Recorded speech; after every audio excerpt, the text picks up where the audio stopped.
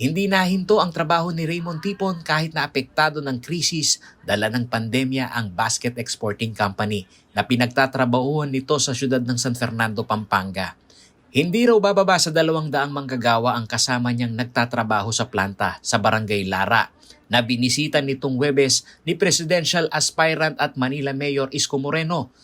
Sa nalalapit na eleksyon, isa lang daw ang hiling ni Tipon mula sa kagaya ni Yorme na nag-aambisyon na maupo sa palasyo. Meron po silang malasakit sa manggagawa. Pagdating sa kalagayan ng mga manggagawa, madalas una sa usapin ang isyu ng kontraktualisasyon.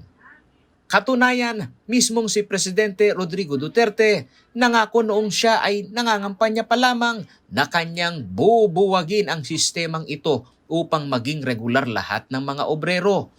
Pero matapos maghain ng batas ang Kongreso at Senado na wakasan ng endo, binito ito ng Pangulo dahil mawawalan daw ng balance sa mga industriya at mailalagay ang mga negosyante at kapitalista sa alanganing sitwasyon.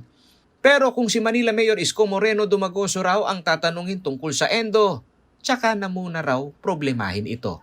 Ang mahalaga raw ang makapagbigay ng agarang trabaho sa mga Pilipino, lalo't nahaharap ang lahat sa krisis. Ako, that's the least of my problem. What I want is for you to have jobs. Jobs, jobs. Temporary, immediate, basta maghanap buhay ka muna.